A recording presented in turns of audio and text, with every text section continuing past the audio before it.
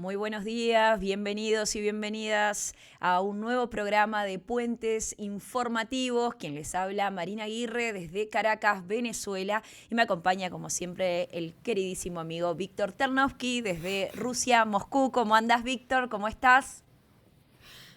Muchas gracias, Marina, por tus saludos. Además, obviamente, para mí también es un gran gusto saludarte a ti, sobre todo en una edición tan especial. Hoy me parece que serán temas muy, pero muy interesantes. Por ejemplo, es el caso de una fuerte advertencia lanzada por China a Estados Unidos. Además, una China que se acerca aún más a Rusia. Por otra parte, estamos viendo a una Venezuela que ha logrado un equilibrio para proteger su soberanía ante las pretensiones y presiones estadounidenses. Y por último, otro tema que tampoco me parece que podemos pasarlo por alto, una nueva cruzada occidental contra el continente africano.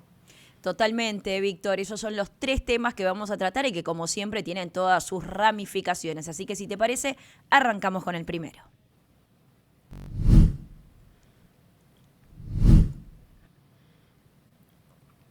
Sí, Marina, vamos a empezar por un acercamiento, un nuevo acercamiento prácticamente sin precedentes entre Rusia y China. Pero tú sabes, este tema yo quiero empezarlo con lo siguiente, mencionar dos documentos muy importantes redactados y aprobados en la actual administración estadounidense de Donald Trump. ¿Cuáles son los documentos? También los estábamos abordando en este programa, ¿no? La nueva estrategia de seguridad nacional de Estados Unidos, el otro documento muy reciente, la nueva estrategia de defensa nacional estadounidense. Entre las cosas que tienen en común ambos documentos, se encuentra que ambos señalan tanto a China como también a Rusia como amenazas para Estados Unidos. Y además, en estos documentos encontramos el propósito, además expresado de forma tan abierta, el propósito estadounidense como mínimo, ¿no? Frenar esa creciente alianza entre Rusia y China. El objetivo máximo, obviamente, es incluso provocar una ruptura entre las dos potencias, ¿no? Porque su alianza es algo que le preocupa muchísimo a Washington. De hecho, hay que recordar que Donald Trump, no solamente en la presente etapa presidencial, incluso durante la campaña presidencial en particular, estaba anunciando que una de las prioridades de su administración sería justamente eso, impedir una alianza entre China y Rusia. ¿Por qué? Porque le preocupa mucho, porque desde Estados Unidos consideran, y según mis criterios con razón, que una alianza entre China y Rusia es una alianza prácticamente invencible, es una fuerza muy importante a nivel planetario, ¿no? De manera que estos son los propósitos expuestos claramente en esos documentos que acabo de mencionarte. ¿Y qué es lo que pasa en estas circunstancias? Esta semana Vladimir Putin, el presidente ruso, y su par chino, Xi Jinping, sostuvieron una conversación, una videoconferencia. Mira, y las cosas que allá se dijeron son cosas muy importantes, ¿no?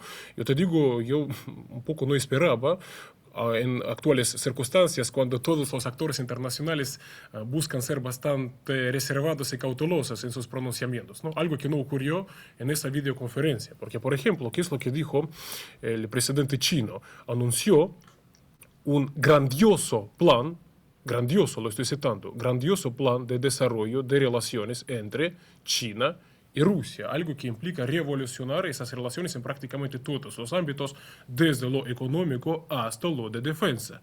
Bien, lo económico, por ejemplo, lo explicó perfectamente en esta conversación, en esta videoconferencia, el presidente ruso Vladimir Putin, al decir que, por ejemplo, por 3 años consecutivos, nuestro comercio bilateral con China supera los 200.000 millones de dólares. Pero entre las cosas nuevas que además están ocurriendo últimamente es que Rusia ya se ha convertido oficialmente en el principal proveedor energético para China de hidrocarburos, de gas. También Rusia se está consolidando como la fuente clave de productos de agricultura para China. Son algunos de los datos que los dio a conocer Vladimir Putin, y también para entender además un poquito el porqué de esa dinámica tan positiva en los lazos económicos y comerciales entre China y Rusia, tampoco puede pasarse por alto la abolición de visados entre nuestros dos países. Es decir, tanto lo hizo Rusia como también lo hizo China. Eso no solamente, por ejemplo, impulsó el turismo entre los dos países, ¿no? También eso impulsó obviamente los intercambios comerciales, los viajes empresariales en particular, ¿no?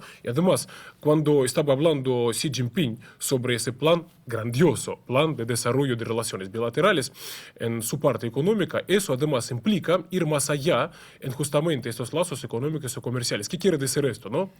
Tú sabes que para citar un ejemplo, que por ejemplo, para China, Rusia es un importante mercado para las exportaciones automovilísticas chinas. Pero por ahora se trata de localizar por parte de China en particular plantas acá en Rusia. Por otra parte, China se compromete a aumentar las importaciones de toda una serie de productos y no solamente materias primas como hidrocarburos en particular, ¿no? Alimentos, sino además de tecnologías de Rusia. Entonces de eso más o menos se trata. Y tal y como te estaba diciendo, me parece muy importante que además estuvo presente el tema militar en estas conversaciones. Tú sabes, Marina, ¿tú recuerdas que en esta edición, en este programa, el pasado mes de mayo, nosotros, bien, es decir, en otras ediciones de este programa, contigo estábamos hablando y mirando prácticamente con lupa el desfile militar que se celebró en China para conmemorar el 80 aniversario de la victoria en la Segunda Guerra Mundial. Mira, ahora ya no son especulaciones, lo dijo abiertamente el presidente chino. Mira, ¿qué es lo que dio a entender? Dijo que en ese desfile militar, entre otras cosas, lo que hizo China fue exhibir su músculo militar, mostrar su poderío militar, es decir, mostrar que China tiene con qué defenderse. Además, ¿para qué? Lo dijo en esta conversación, en esta videoconferencia, el presidente chino dijo que China no tolerará los intentos, China y Rusia juntos, no tolerarán las pretensiones por, de alguna manera, sepultar el orden de posguerra después de la Segunda Guerra Mundial. Es decir, tratar de minimizar de alguna manera el papel de Rusia y China en particular, ¿no? Así que están viendo perfectamente lo que está pasando en el mundo, bien los intentos por separarlos, dicen, no, a esos intentos vamos a aumentar nuestra cooperación, pero además dieron a entender que tampoco, digamos, se quedarán de brazos cruzados en caso de necesidad de recurrir a la fuerza militar. Ojalá no haya esa necesidad, pero dieron a entender que están dispuestos incluso a defender con armamento sus intereses. De manera que, Marina, esto es lo que se produjo. Me parece que es un hecho que hay que abordarlo y que hay que mirarlo, ¿no? Totalmente, y bueno, lo que decías del desfile militar es un punto importante que veíamos precisamente y que habíamos hablado a través de puentes informativos, el mostrar músculo y que mucha gente decía, bueno, pero de alguna manera mostrando todo ese armamento está como tirando algún tipo de amenaza, ¿no? Simplemente está diciendo, a ver, siempre China ha buscado y ha querido la paz, sin lugar a dudas, no está de acuerdo en utilizar ningún tipo de armas, pero si llega a suceder algo, y bueno, tenemos todo esto. Entonces ahí justo estamos viendo esas imágenes que nos quedaron grabados a todos y todas, porque realmente nos encontramos con algo que nos imaginábamos, por supuesto, pero con toda esa parte armamentística tan importante. Y qué importante también Rusia, que tiene un respaldo muy grande también a nivel armamentístico, este tipo de reuniones, de cooperaciones, este tipo de alianzas estratégicas globales, que no es solo, una alianza entre China y Rusia, también a nivel internacional se está demostrando y se está reflejando esa unión tan importante, una unión que viene desde hace mucho tiempo, que no solo es bueno en cuanto a cooperación para ellos, sino también que para el mundo entero. Y a mí me parece algo muy importante que dijo Putin en esta conversación, que dijo que en un contexto de creciente turbulencia, la alianza entre Moscú y Pekín es un importante factor de estabilidad. Sí, será importante con todo lo que está pasando a nivel mundial, este tipo de alianzas, de cooperación en varios puntos, ¿no? Porque más allá también de seguridad, también estamos hablando a nivel cultural, a nivel de cooperación, por supuesto, económica, y de también defender un sistema basado en lo que tiene que ver con la Organización de Naciones Unidas, ¿no? También dentro de pilares fundamentales de este tipo de conversaciones. Entonces, que Putin haya dicho precisamente eso, que en este mundo de turbulencia es precisamente un factor de estabilidad este tipo de conversaciones, este tipo de encuentros, de uniones, me parece que se le está dando un mensaje claro al mundo, ¿no? Ese mensaje de paz, ese mensaje que estoy viendo que los países que tratan de transmitir la paz de alguna manera u otra, como también pasa con Venezuela, al final terminan siendo siempre los más damnificados y son los que más están pregonando la paz, la tranquilidad, la estabilidad, el no usar ningún tipo de armamentos, de poder convivir de una manera, de un modo pacífico. Y lamentablemente ocurre totalmente lo contrario. Hay otros muchos también que se llenan la boca, como Estados Unidos, que te hablan de democracia, que te hablan de paz, de esto, lo otro, y en la práctica están los hechos, precisamente podemos ver que lo que hacen es totalmente contrario a lo teórico, ¿no? Al discurso que dan. Pero estos países que sí hablan de paz, como Rusia, como China, como Venezuela, como tantos otros, como Cuba, son realmente países que no solo hablan, sino que también lo hacen, sino que también quieren manejarse de esa manera. Entonces, por eso cuando arrancábamos y cuando arrancaba yo recién hablando y hablando un poco de lo que vos habías dicho, de ese desfile armamentístico, que recién veíamos imágenes de China, de esa muestra de músculo chino, y sí, es una realidad, queremos paz, pero estamos preparados para la guerra, si pasa cualquier cosa, estamos preparados para cualquier enemigo, sí, ante cualquier suceso que ocurra, así como también, por supuesto, sí, Rusia, y como lo está demostrando el país, Víctor. Sí, Marina, justamente este fue el mensaje, porque tú constataste perfectamente que obviamente quiere la paz a ambas naciones, ¿no? Pero además este fue un mensaje de advertencia, es decir, que no tolerarán ningunos abusos en su contra, sobre todo abusos militares, tampoco, por ejemplo, abusos económicos. Tú sabes, Marina, por otra parte, muy importante lo que tú has dicho, que en realidad no solamente estamos asistiendo a una alianza meramente, ¿no? Rusia y China, sino que estamos asistiendo a algo que va mucho más allá. Mira, ¿a qué me refiero? Ahora te explico un poquito de qué se trata, pero primero te voy a mencionar una cosa. Tú sabes que esa conversación, esa videoconferencia entre Putin y Xi Jinping, sí, le preocupó y muchísimo a Donald Trump. ¿Cuál es la muestra de ello? Mira, terminaron de hablar, inmediatamente Donald Trump llama a Xi Jinping. Inmediatamente. Mira, ¿de qué conversaron? Es muy interesante. Mira, primero, hay versión de Donald Trump que publicó esa versión en sus redes, ¿no? Mira, como siempre, en esas palabras muy típicas para el presidente estadounidense, mira, calificó como excelente, como muy positiva la conversación con Xi Jinping. Además dijo que supuestamente se lograron grandes avances en lo económico, por ejemplo.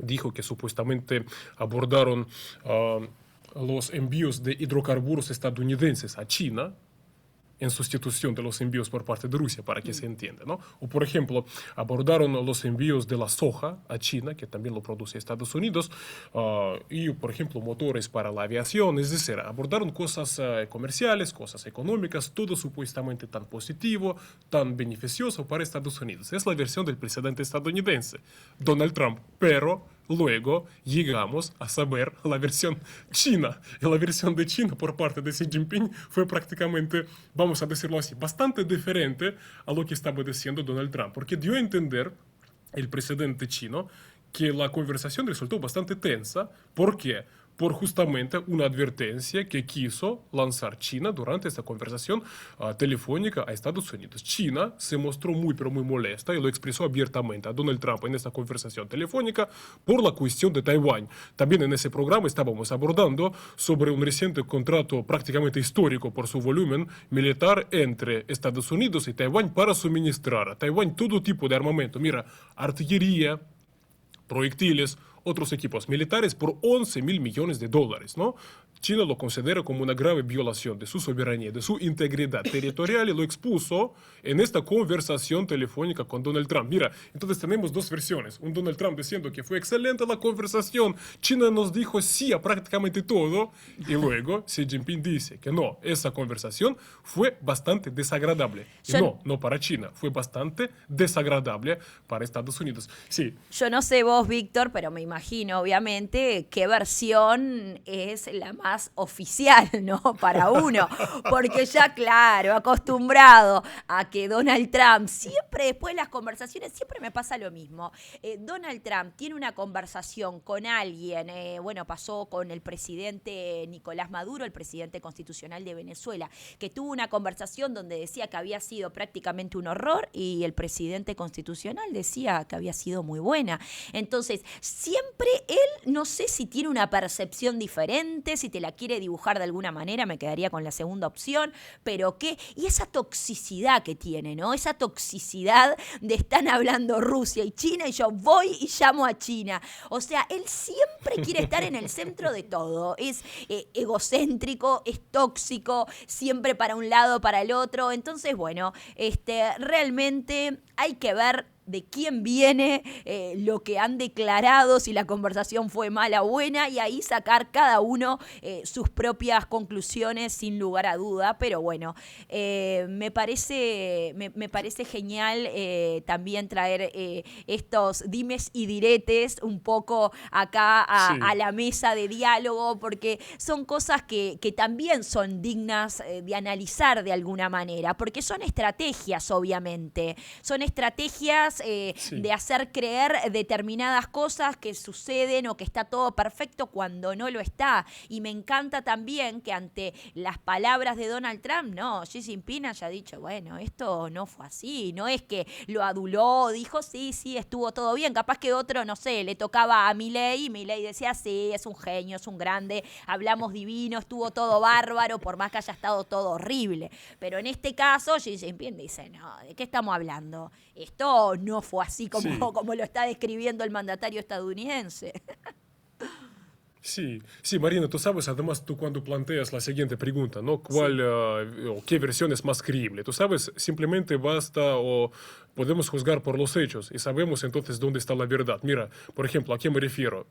Durante esta conversación telefónica de Donald Trump con Xi Jinping, entre las exigencias planteadas por la parte estadounidense fue romper los lazos con Irán, exigió romper los lazos con Irán a China. Mira, ahora tenemos las estadísticas y son las siguientes. China lo que está haciendo ahora mismo, en medio de esos intentos estadounidenses por asfixiar a Irán, China lo que está haciendo es estar aumentando las importaciones de crudo iraní. Mira, tan solo uno de los episodios. Además, mira, para entender qué es lo que le está exigiendo Donald Trump a China al pedirle cortar los lazos con Irán, mientras que Irán es una de las piezas clave en la estrategia china para la expansión de su comercio internacional a través de obras logísticas. Entre estas obras logísticas, las que pasan por Irán por su ubicación geográfica estratégica. Entonces, mira, no voy a extenderme porque hay muchas cosas que comentar, pero solo decirte, mira, me parece que tenemos una respuesta clarísima sobre, digamos, cuál versión fue más creíble según mis criterios. Eso sin lugar a duda, estamos de acuerdo, no tenemos ni qué decirlo. Pero ahora estamos hablando de que Estados Unidos le pide cortar relaciones a China con Irán. El mismo Estados Unidos que tiene a su enviado especial Steve Witkoff en este momento en Omán negociando de alguna manera con Irán, Estados Unidos e Irán negociando en la mesa con el intermediario para ver cómo continúa todo. Entonces, la verdad que es increíble, ¿no? Es increíble hasta dónde llega todo. Ahí ya uno más se da cuenta todavía que las negociaciones son totalmente entrecomilladas. Va a ser algo totalmente unilateral, diciendo tienen que hacer esto, esto y esto, porque mientras están estas conversaciones en la mesa en este momento, también siguen las amenazas a nivel armamentístico, etcétera, a nivel militar. Entonces, bueno, la verdad que una locura es lo que yo digo, pero no lo que yo hago precisamente. Así se podría decir de alguna manera. Sí, Marina, mira, yo entiendo que tenemos que pasar al siguiente tema por cuestiones de tiempo, pero mira, lo de Irán me parece muy importante porque justamente ahora está saliendo, además en la prensa occidental, la siguiente información confirmando las peores preocupaciones, es decir, estas conversaciones, esa presencia, ¿no?, de enviados estadounidenses ahora mismo en Irán es una cortina de humo, ¿no?, para de alguna manera, digamos... Pero ya se reunieron, Víctor. ¿Qué es lo que está pasando? Es una cortina de humo. Ya el año pasado se reunieron. Mira, pero ahora mismo... Sí. Sí, se reunieron, pero desgraciadamente, tal y como apuntan las revelaciones de la prensa occidental, no hay ninguna garantía, ¿no? Que esas conversaciones son como una garantía, ¿no? Para que Estados Unidos no ataque a Irán. Desgraciadamente, mira, ojalá no se dé, vamos a ver cómo se desarrolla. Pero bien, Marina, entiendo que tenemos que pasar al siguiente tema. En este Exactamente. caso, vamos a abordar el caso de de Venezuela. De mi país, de Uruguay. ¿Dónde, Bueno, dónde te encuentras? del país donde me encuentro, ahí va, del país donde me encuentro precisamente. Sí, vamos con el siguiente tema, que el siguiente tema es, como bien dijiste, Venezuela. Bueno, y ya hace unos días, porque fue la madrugada del 3 de enero, se cumplió un mes del secuestro del presidente constitucional Nicolás Maduro y de la primera dama Cilia Flores. Se cumplió un mes de esto y aparte de este mes que se ha cumplido, el juicio, al parecer, que fue lo que se pidió desde Estados Unidos, del 16-17, que iba a ser de marzo, se pospone al 26-27 aproximadamente. Queda más para fines de marzo el juicio también. Entonces, bueno, en este momento, mientras uno está esperando un juicio, que como bien vos decías en el otro programa, es un juicio que no es un juicio en realidad, no hay ninguna prueba. De todas las pruebas que estábamos hablando que habían, quedó una reducción de cero prácticamente. No sé qué excusas pondrán, no sé qué pondrán sobre el tapete, no sé si se está extendiendo para buscar algún tipo de pruebas, para inventarlas, bueno, no sé lo que está pasando. Supuestamente por algunos temas de organización se posterga, pero por A o por B, el pueblo en Venezuela se sigue movilizando, sigue pidiendo la paz, sigue pidiendo que regresen al presidente constitucional y a la primera dama, la diputada Cilia Flores, y el pueblo está hablando en las calles, porque personas de diferentes oficios, de diferentes profesiones, personas de diferentes grupos etarios, así también muchos mandatarios. Ahí vemos en el escenario al hijo del presidente Maduro, el diputado Nicolás Maduro también, que está hablando, que se ha hecho presente, así con el dolor en el alma que tiene, porque no solo secuestraron a su presidente y a su segunda madre, digamos, sino que también secuestraron y a la primera dama, sino que también secuestraron a su padre y a su segunda madre, que es Cilia Flores. Entonces, son momentos realmente que cada vez lo bueno es que te das cuenta que el pueblo se va uniendo más en esta lucha. Lo que muchos podrían haber pensado de que esto va a quedar en la nada, el pueblo, bueno, te hace una marcha, te hace dos, te hace tres. No, señoras y señores, el pueblo continúa con su resiliencia, con su resistencia, con su tesón, continúa marchando y pidiendo día a día, porque no hay día que no se realice una marcha en Venezuela en cualquier punto que sea. Y de hecho el otro día hubo una marcha que también tenía que ver, por supuesto, con el regreso del presidente y de la primera dama, pero era porque se estaban cumpliendo 34 años de aquel 4F, de aquel 4 de febrero famoso para Venezuela, una fecha muy importante de rebelión cívico-militar, una fecha que se enmarcó también con la presidenta encargada Delcy Rodríguez, que llamó a la paz también impulsando la ley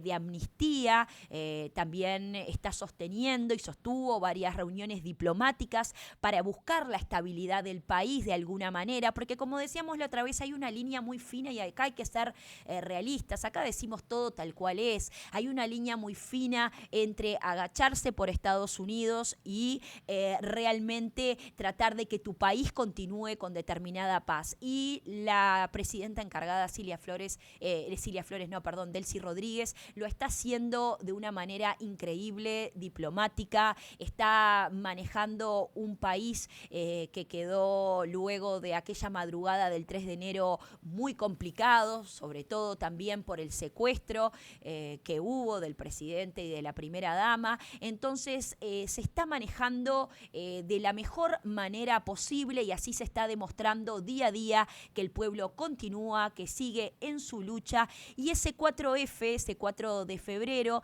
de que, como decían, fue un golpe fallido, fue a nivel militar, fue una pérdida a nivel militar, pero a nivel político fue una gran ganancia. Fracasamos en lo militar, como bien se decía, pero tuvimos un triunfo a nivel político, y del famoso por ahora también, del por ahora que fue parte del discurso del comandante eterno Hugo Chávez, porque por ahora tuvimos este fracaso, pero eso significaba la esperanza, si lo analizamos con varios analistas, precisamente el día del 4F, que se estaba conmemorando esos 34 años del 4 de febrero de 1992, que ese por ahora tenía que ver con la esperanza, tenía que ver que todavía continuaba esa lucha con el pueblo. Y ese fue el principio, el puntapié inicial de la revolución bolivariana, de todas las transformaciones que hubo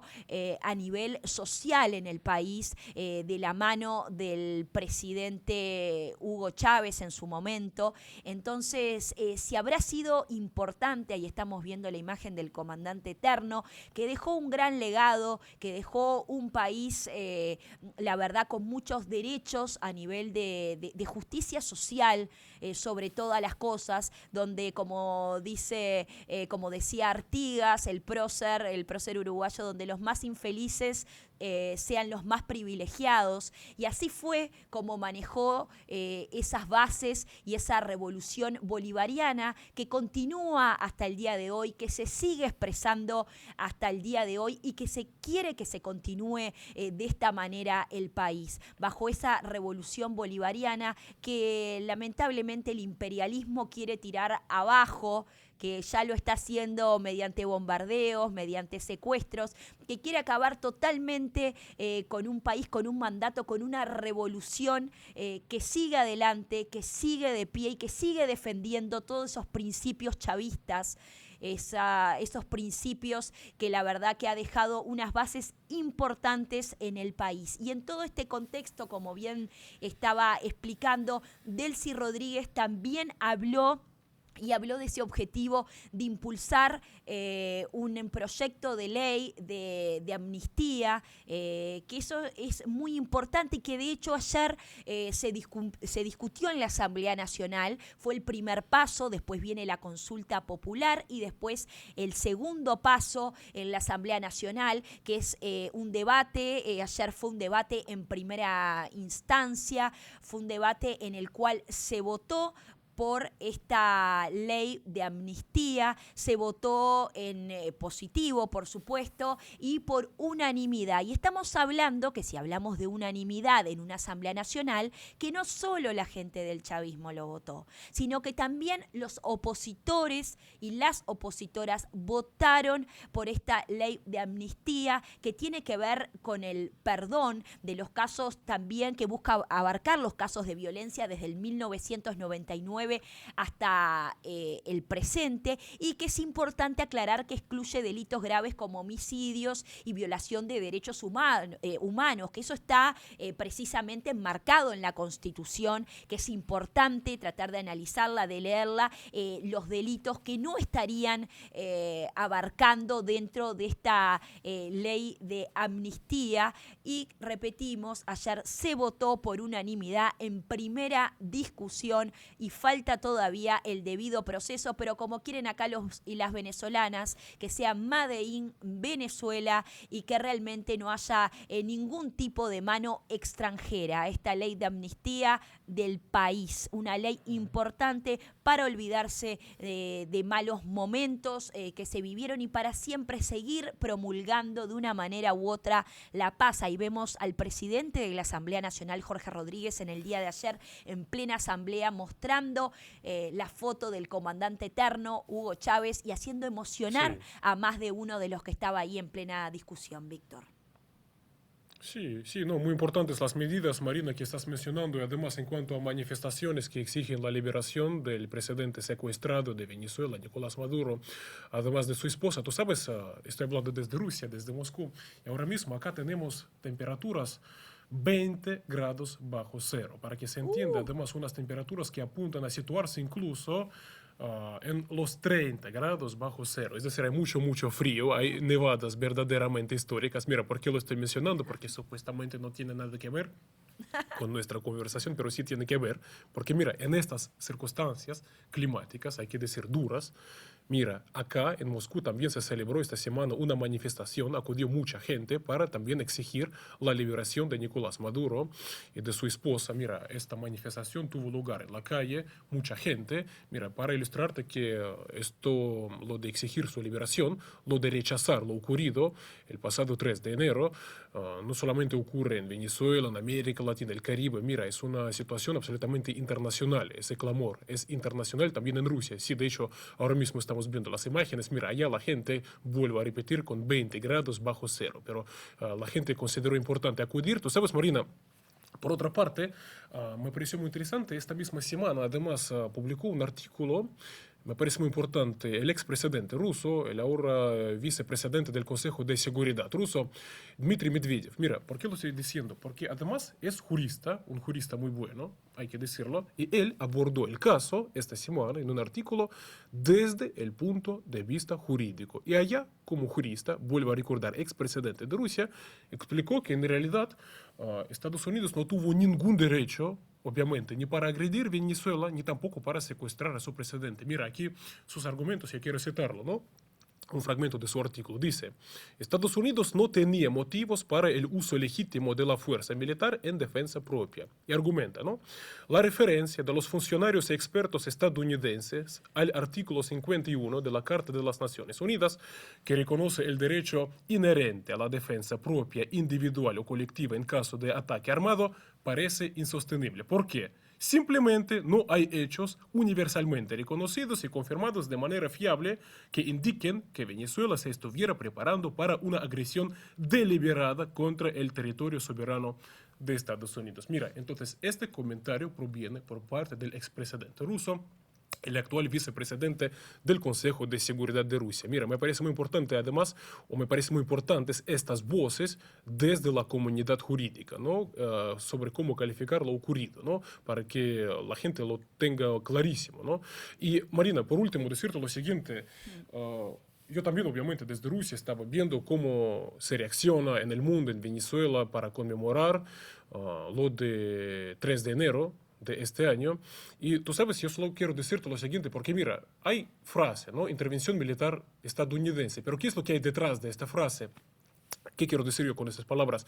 Yo vi un medio venezolano difundiendo una serie de videos esta semana, ¿no? Y te digo, uno de estos videos a mí me emocionó prácticamente. Se trata de testimonios, de pequeñas entrevistas con habitantes de a pie de Caracas, cómo vivieron ellos, ¿no? Esta agresión militar estadounidense. Y además, mira, Marina, recuerdo perfectamente tu testimonio, cómo resulta que te despertaste por la noche pensando que se trata quizás de fuegos artificiales, pero resultó que no, que fueron explosiones auténticas, ¿no? De bombas. Totalmente. Y tú sabes, me emocionó un testimonio de una mamá con su niño. Mira, es un niño de 7, 8 años. Mira, ellos también se despertaron por la noche alcanzados por una onda explosiva, justamente por las bombas estadounidenses.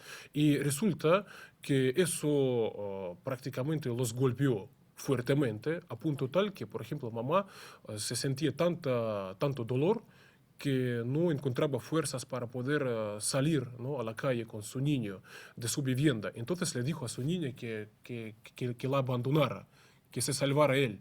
Y el niño, mira, tiene 7, 8 años, le dice: mamá, no, si vamos a morirnos, vamos a morir los dos.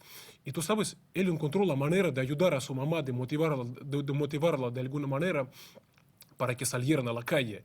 Y tú sabes, te vuelvo a repetir, niños, 7, 8 años diciéndolo, un pequeño héroe, ¿no? Pero estos pequeños episodios, ¿no? Estas historias de gente de a pie que están ilustrando que detrás de esas palabras, tú sabes, están secas, por otra parte, ¿no? Que intervención militar estadounidense. ¿Qué es eso? Eso es lo que significó, sin contar otros hechos que vieron en la calle. Por ejemplo, salieron a la calle y vieron un proyectil impactando contra un taxi, matando a todas las personas que se encontraban allá. Solo decir eso, que me parece Totalmente. que, mira, esas historias narran los hechos y yo te digo, también recuerdo como tú lo estabas contando y mira, yo feliz, gracias a Dios, estamos acá y tú estás acá, mira, haciendo este Gracias. programa.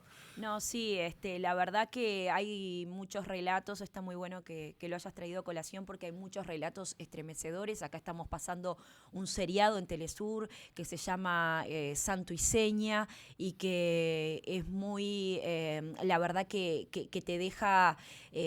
partida al medio porque fue algo que dolió mucho y sobre todo también porque había muchos niños presentes, que esos son traumas que te van quedando. Hasta el día de hoy conozco gente que dice que los niños le dicen, se levantan de madrugada y dicen, siento ruido, mamá bombas, mamá nos... Entonces, si será complicado siempre para uno como ser humano, pero más cuando hay niños de por medio, de hecho autoridades, el ministro Diosdado Cabello, también creo que había sido el presidente de la Asamblea Nacional, Jorge Rodríguez, que habían dicho que no puede ser que niñas y niños hayan pasado por esto, que no vamos a permitir más que esto suceda de esta manera. Entonces sí, tal cual, Víctor, hay relatos estremecedores y que vale la pena mirarlos, ver, ponerse también en los zapatos, en la piel de esa gente que la pasó y la pasó muy mal. A muchos le quedaron secuelas, otros no están para contar esta historia. Entonces, la verdad que fue un momento durísimo, que esperemos que no pase más acá en Venezuela ni en ningún lado. Sería capaz que alguien, uy, qué utópica que sos, bueno, pero realmente son cosas por las que no tiene por qué estar pasando un ser humano. Ya bastantes problemas tenemos todos y todas como para pasar por estos factores externos que nos terminan perjudicando totalmente a todos y todas, Víctor. Así que muchas gracias por traer a colación esos ejemplos. Y si te parece, porque ya me están diciendo, tenemos que pasar al siguiente tema, así que vamos sin más preámbulos con el siguiente tema. Sí, Marina, de acuerdo. Sí, Marina, nuestro tercer tema, tal y como yo estaba anunciado, me parece que no se puede pasarlo por alto porque estamos asistiendo a una auténtica nueva cruzada occidental contra África. Mira, solamente en esta semana se produjeron varios hechos sobre los cuales me parece que sí hay que hablar. Mira, primero hay que recordar que esta semana lo que pasó es que Estados Unidos envió un contingente militar a Nigeria, allá a África. ¿Cuál es el pretexto? ¿No? Supuestamente luchar contra el terrorismo. Además, un terrorismo que desde África supuestamente le amenaza, sí, a Estados Unidos, tal y como afirman desde Estados Unidos. Y aquí, Marina, yo vuelvo a esos documentos que yo también los cité al empezar este programa, ¿no? La nueva estrategia de seguridad nacional estadounidense y de defensa nacional estadounidense. Mira, en esos documentos también lo que tienen en común es que cada uno de esos documentos tienen artículo dedicado justamente a África. ¿Y qué es lo que encontramos? Allá también Estados Unidos explica además el porqué de su pretensión, de su interés por tener presencia, tal y como estamos viendo, incluso presencia militar en África. Mira, allá en estos documentos encontramos, estoy citando, ¿no? Por ejemplo, la prioridad del Departamento de Estado de Estados Unidos, ¿no?, en África es impedir que los terroristas islámicos utilicen los refugios regionales para atacar el territorio estadounidense. Es decir, tal como yo estaba diciendo, supuestamente hay amenazas provenientes desde el territorio africano para Estados Unidos, pero hay otro elemento en estos textos donde se dice que a Estados Unidos le interesan los minerales críticos de África. Y además ahí encontramos en el texto de la nueva estrategia de seguridad nacional, ¿no?, que Estados Unidos se compromete a consolidar y mejorar sus posiciones en África. Bien, yo te mencioné el envío de contingente militar estadounidense esta semana a Nigeria. Pero ¿qué es lo que pasa? Resulta que, vaya coincidencia, Nigeria es el segundo país con mayores reservas de petróleo en el continente africano, solamente por detrás de Libia. Lo que pasa es que Nigeria lidera en la producción de petróleo. Entonces, Marina, eso es lo que estamos viendo. Y también yo recordaría que el pasado mes de diciembre incluso se produjeron ataques militares estadounidenses contra el territorio de Nigeria, ¿no?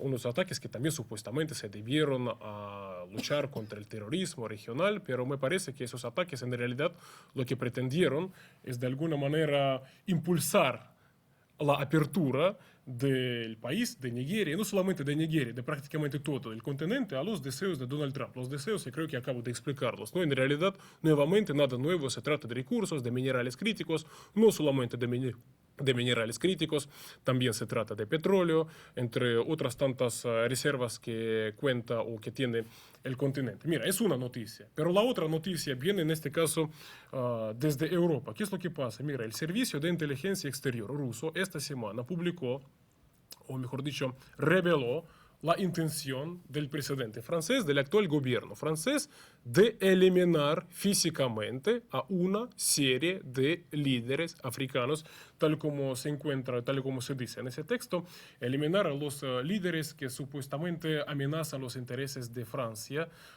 en la región, ¿no? Y allá incluso se muestra, o se señala a los presidentes de Burkina Faso, Malí, la República Centroafricana, entre otros países, es decir, sus líderes corren peligro. Mira, eso es algo que lo publicó el Servicio de Inteligencia Exterior ruso esta semana. Y mira, prácticamente la confirmación de la veracidad de esa información no se hizo esperar, porque lo que se produjo esta semana, y creo que tú estás al tanto, en Libia fue asesinado el hijo del antiguo líder libio, Muammar Gaddafi, ¿no? Exacto. Lo asesinaron 4 personas.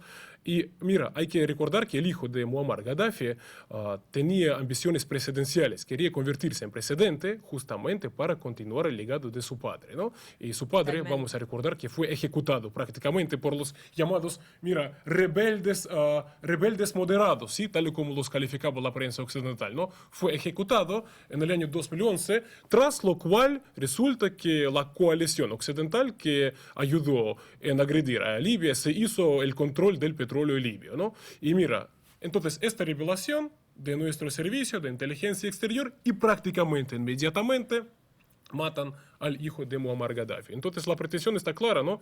Volver a dominar África, ¿no? Volver a subyugar al continente africano. Totalmente. En el caso europeo, sin lugar a duda, quiere seguir con esa dominación histórica de alguna manera del continente africano.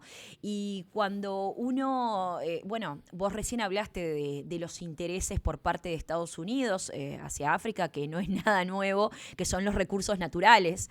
Siempre van tras esos intereses en el continente, en el lugar que sean, o sea, es encontrar algún tipo de hidrocarburo, encontrar esto o lo otro, y ya ahí están metidos, se creen dueños del mundo y empiezan a hacer determinadas acciones, generan lío, controversia, porque por supuesto, ¿por qué me vas a sacar mis productos si no es tu país? Entonces, bueno, no me das tal cosa, y ya empiezan a tirar bombas, a hacer esto, a hacer... Entonces, siempre es la misma cantaleta de siempre, y siempre se da de la misma manera, sea en el continente que sea, y sea donde sea. Pero yo estaba buscando también qué tanta presencia militar tiene Washington en África. Y vos sabés que me llamó la atención porque, claro que la tiene, se sabía que tenía, pero tiene bastante. Por ejemplo, no voy a decir toda la presencia, pero hay uno que es Camp Lemonnier en Djibouti, y es una base única militar estadounidense que está de manera permanente.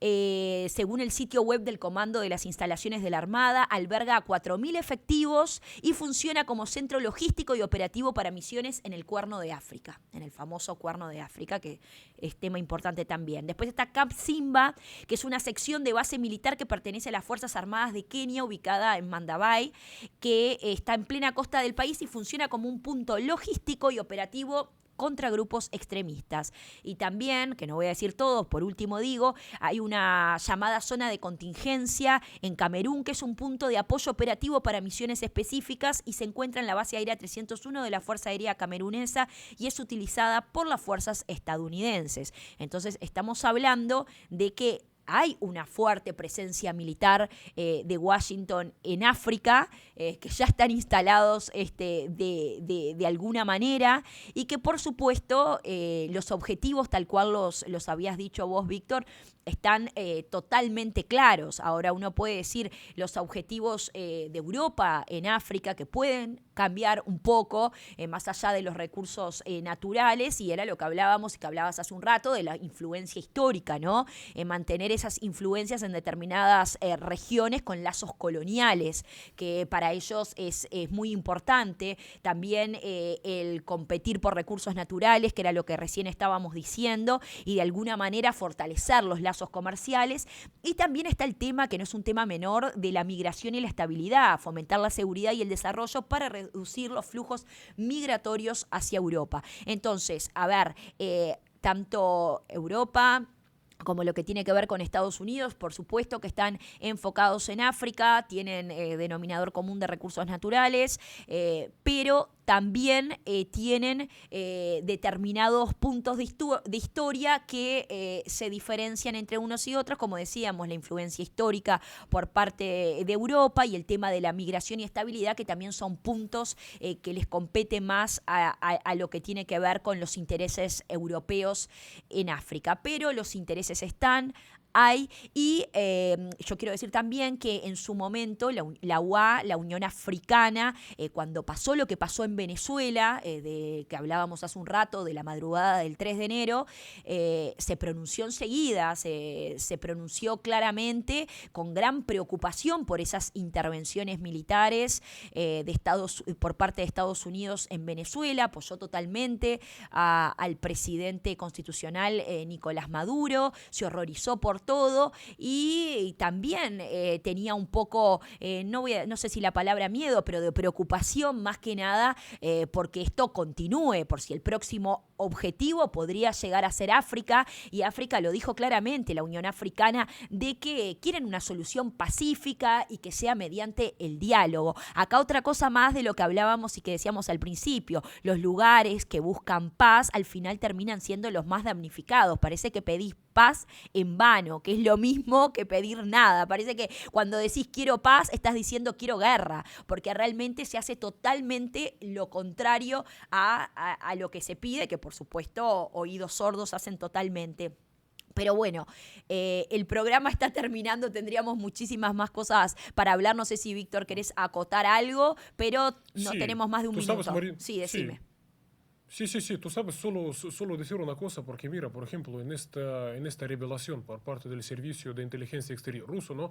Cuando hablaban, por ejemplo, del propósito francés de eliminar a líderes incómodos. Mira, para ilustrar un poquito qué significa para Francia, para Estados Unidos, para Europa, ser un líder incómodo en África, ¿no? Simplemente exigir otro modelo de relaciones económicas más respetuoso con los intereses justamente de ese país africano. Mira, ¿a qué me refiero? Por ejemplo, Francia, que depende muchísimo de uranio, porque en Francia la generación eléctrica se produce a través, en muchos casos, ¿no? de plantas nucleares. Por lo tanto, necesita uranio. Uranio, donde lo hay en África, ¿no? ¿Qué es lo que pasa? Entonces, hay empresas franceses trabajando en África. Pero ¿cómo es el negocio? ¿No? Sus empresas prácticamente no pagan impuestos, ¿no? Además, las condiciones en las que trabajan la gente, ¿no? en estas plantas, la gente africana, son prácticamente, es un infierno auténtico, ¿no? Mira, Sí. esas plantas, y Francia rechaza invertir en mejorar sus condiciones, ¿no? Es decir, por esta razón, los líderes regionales quienes se oponen a ese modelo, de repente se convierten en líderes incómodos, y por lo tanto, el propósito es simplemente eliminarlos físicamente. Mira, así es la situación que tenemos. Pero bien, Marina, tenemos que terminar. Muchas gracias a ti, nuevamente, por tus criterios, por tu compañía, y vuelvo a repetir, felizmente vamos a tener otra edición la semana que viene con más temas importantes e interesantes. Bueno, muchas gracias a vos, Víctor, por tu compañía, como siempre. Abrigate de ese frío, que si hay hay 20 grados bajo cero. O sea, ustedes pasan frío y yo me engripo, porque yo estoy totalmente engripada. Esto es increíble. Solo yo me engripo cuando estoy en un país del Caribe. Bueno, Víctor, muchísimas gracias como siempre, y muchísimas gracias a todos y todas. Les mandamos un beso enorme. Recuerden seguirnos a través de nuestras redes sociales personales, tanto de Víctor como la mía, a través de Sputnik y de Telesur, y pueden ver todos los programas. Les mandamos un beso gigante y hasta la próxima entrega. Chau, chau. Sí, un gran abrazo. Hasta luego.